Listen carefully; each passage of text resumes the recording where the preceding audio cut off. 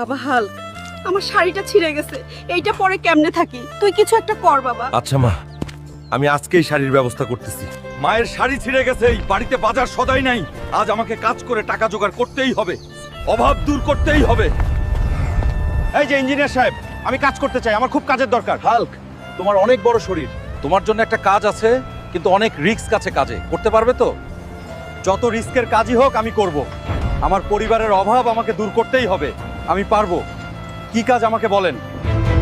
আমাদের 10তলা বিল্ডিং এর উপর অনেকগুলো লোহার দণ্ড তুলতে হবে, তাইলে আমরা তোমাকে 10,000 টাকা দিব। আমি রাজি, আমি করব, চলেন।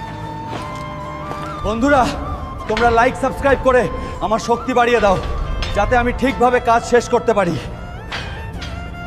এই নাও হাল্ক, তোমার পরিশ্রমের টাকা।